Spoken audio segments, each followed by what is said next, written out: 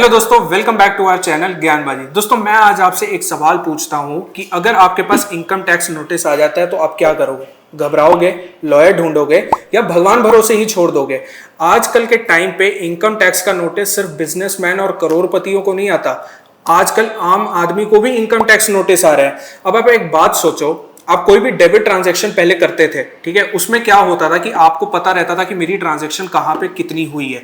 आज के टाइम पे यूपीआई ने इतना इजी एक्सेस दे दिया है कि आपको ट्रांजैक्शन का तो कोई ट्रैक ही नहीं है।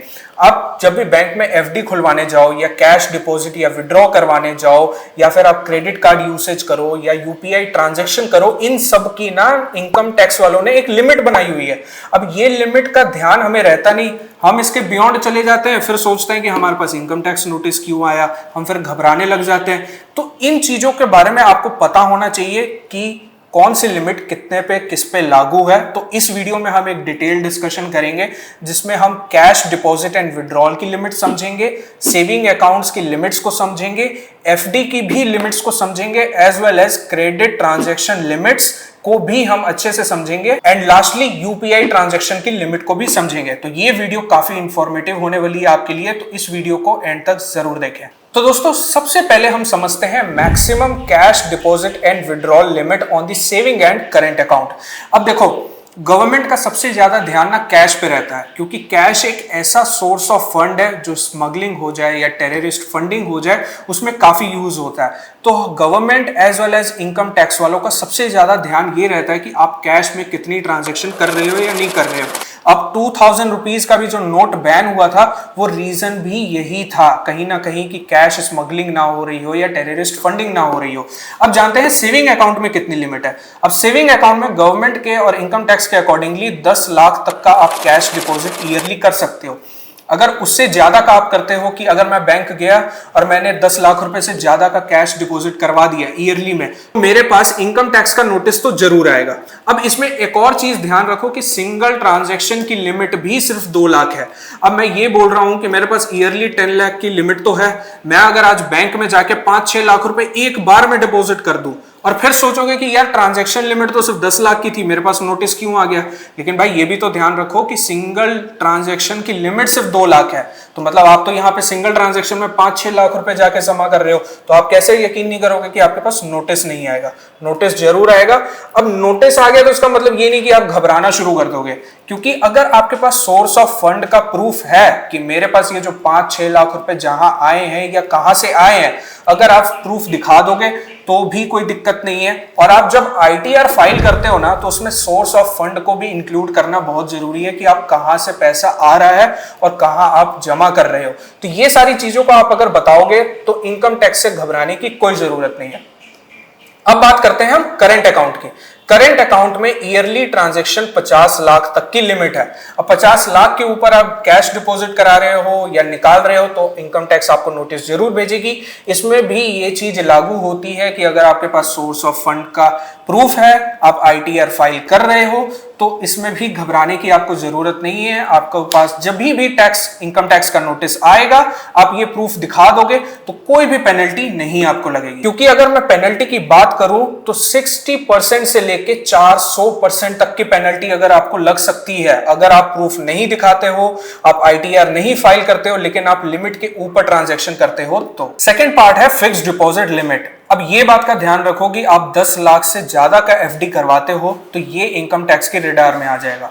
ये तो हो गया डिपॉजिट लिमिट की बात करूं। अब मैं इंटरेस्ट की बात करूं तो interest for a non senior citizen ये 40,000 तक का है और फॉर अ सीनियर सिटीजन 50,000। अगर इसके ऊपर अगर आप इंटरेस्ट कमाते हो तो 10% का टीडीएस आपको लगेगा। अब ये बात का ध्यान रखना कि कुछ लोग कहेंगे कि यार 39,000 का मेरे पास आया, 39,000 रुपीज का मैंने इंटरेस्ट अर्न किया, उस पर मुझे कोई टीडीएस नहीं देना पड़ा। लेकिन वहीं अगर 40,001 रुपीज का मेरे पास इंटरेस्ट आ गया तो मेरा कितना टीडीएस कटेगा? आपको पूरे अमाउंट पे टीडीएस लगेगा, ना कि सिर्फ वो 1 रुपए पे। तो ये चीज का बिल्कुल ध्यान रखो। अगर आप नॉन टैक्सेबल इनकम में आते हो तो फॉर्म 15G 15H को फिल करो और बैंक में डिपॉजिट करो। इससे ये हो जाएगा कि जो भी आपका टीडीएस है वो नहीं कटेगा, क्योंकि आप नॉन टैक्सेबल इनकम स्लैब में आ रहे हो। थर्ड पार्ट में हम डिस्कस करेंगे यूपीआई ट्रांजैक्शन लिमिट। अब ये देखो कि यूपीआई हमारी लाइफ का कितना इंपॉर्टेंट पार्ट बन चुका है। आजकल हम 2-3 रुपए की भी ट्रांजैक्शन यूपीआई से करने लगे हैं। तो यूपीआई में कितना पैसा चला जाता है हमें पता भी नहीं लगता, ना हम ट्रैक कर पाते हैं। आपको ये जान के हैरानी होगी कि अप्रैल 2025 में यूपीआई की ट्रांजैक्शन वैल्यू 23 लाख करोड़ तक पहुंच चुकी है, जो एक टाइम पे 2016 में सिर्फ 3 करोड़ थी। तो इसीलिए यूपीआई की लिमिट्स जाननी आपको बहुत जरूरी है। इनकम टैक्स ये कहता है कि प्री ट्रांजैक्शन लिमिट में आप 1 लाख तक का ट्रांजैक्शन कर सकते हो, तब तक कोई नोटिस नहीं आएगा। कुछ कैटेगरीज में ये 2-3 लाख तक की भी ट्रांजैक्शन लिमिट्स हैं। अगर मैं डेली ट्रांजैक्शन लिमिट की बात करूं तो आप सिर्फ 1 लाख तक का ही ट्रांजैक्शन कर सकते हो, उसके ऊपर तो आपको वो करने ही नहीं देगा। बैंक आपको बोलेगा कि आप अलाउड नहीं हो ट्रांजैक्शन करने के। वहीं कुछ कैटेगरीज में आपको 2 से लेकर 5 लाख तक की भी ट्रांजैक्शन लिमिट मिलती है, बट ये टर्म्स एंड कंडीशंस आपको पहले जाननी बहुत जरूरी है। आप अपने यूपीआई ऐप या बैंक्स के नोटिस को भी पढ़ सकते हो, वहां पे ये लिखा रहता है। अब इसके बाद अगर आप कोई मर्चेंट हो तो आपके ऊपर अगर 10,000 से ज्यादा की ट्रांजैक्शन होती है तो आपको करेंट अकाउंट खुलवाना ज्यादा जरूरी हो जाता है। इवन अगर आप कोई बिजनेसमैन हो तो आपको ये फायदा ज्यादा मिलेगा अगर आप करेंट अकाउंट खुलवा रहे हो और उसके थ्रू आप ट्रांजैक्शन कर रहे हो, क्योंकि उसमें आपकी जीएसटी फाइलिंग भी होगी और इनकम टैक्स का नोटिस आने के चांसेस भी कम होंगे। अब फोर्थ पार्ट में आ जाता है saving account limits and pan requirement.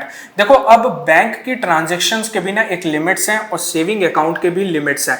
अब इसका मतलब ये नहीं कि आप 4-5 या 6 सेविंग अकाउंट्स अगर खुलवा रहे हो तो आपको कोई दिक्कत आ जाएगी, ऐसा कुछ भी नहीं है। कोई भी बैंक आपको लिमिट नहीं प्रोवाइड करता कि आप चाहे एसबीआई में एक अकाउंट खुलवाओ, आईसीआईसीआई में खुलवाओ, एक्सिस में खुलवाओ एंड एचडीएफसी में खुलवाओ, तो इसमें कोई लिमिट नहीं है। लेकिन हाँ, अगर आप बैंक में 10 लाख से ज्यादा का डिपॉजिट करवाते हो तो उधर चांसेस हाई हो जाते हैं कि आपके पास इनकम टैक्स का नोटिस आएगा।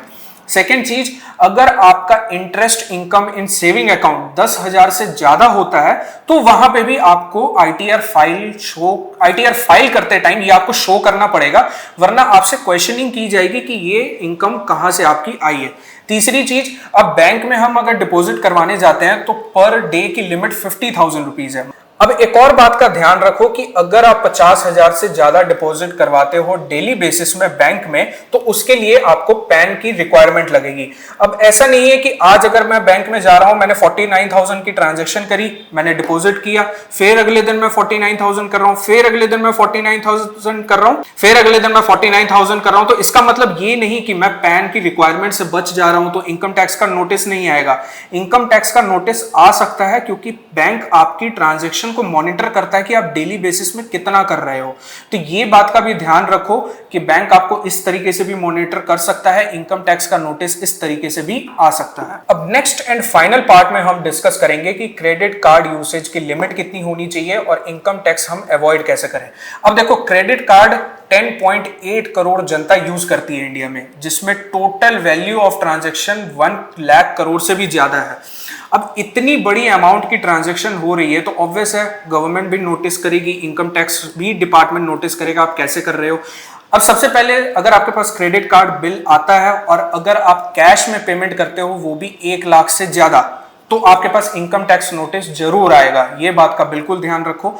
अगर आप टोटल स्पेंडिंग क्रेडिट कार्ड के थ्रू एनुअली 10 लाख से ज्यादा करते हो तो भी आपके पास नोटिस आएगा। देखो, इस नोटिस को अवॉइड करने का तरीका यह है कि सोर्स ऑफ फंड बताना, क्योंकि इनकम टैक्स नोटिस जब भी आपको नोटिस भेजेगा सबसे पहले वो यही पूछेगा कि ये 10 लाख रुपए आपने कहां से आए, कहां आप पे किए, ये पूरी ट्रांजैक्शन आपकी जानेगा, तब भी आपके ऊपर एक इंक्वायरी बैठाएगा। अब बहुत सारे लोग मुझे ये कहते हैं कि मैं तो जीरो रिटर्न फाइल करता हूं, लेकिन अगर मैं 5-6 लाख की ट्रांजैक्शन कर दूं तो भी मेरे पास नोटिस आएगा।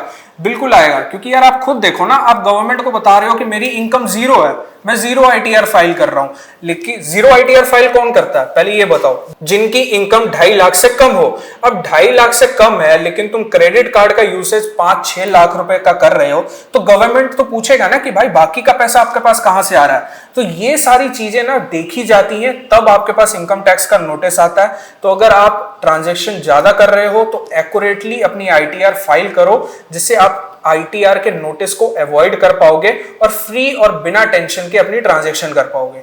तो दोस्तों ये ट्रांजैक्शन की लिमिट्स को आपको हमेशा याद रखना है prior to doing the transaction, जिससे आपको लिमिट पता रहेगी तो आपके पास इनकम टैक्स नोटिस के इनवाइट को आप अवॉइड कर पाओगे। अगर ये वीडियो आपको अच्छी लगी हो तो इस वीडियो को लाइक करो। अगर आपके पास कोई भी क्वेश्चंस है तो आप कमेंट में ड्रॉप करो, हम उसको रिप्लाई जरूर करेंगे। और ये वीडियो ज्यादा से ज्यादा अपने दोस्तों के साथ शेयर करो ताकि वो बच सके इनकम टैक्स नोटिस के इनवाइट को। और ज्ञानबाजी को फॉलो करो एंड सब्सक्राइब करो ऐसी ही और कंटेंट्स के लिए।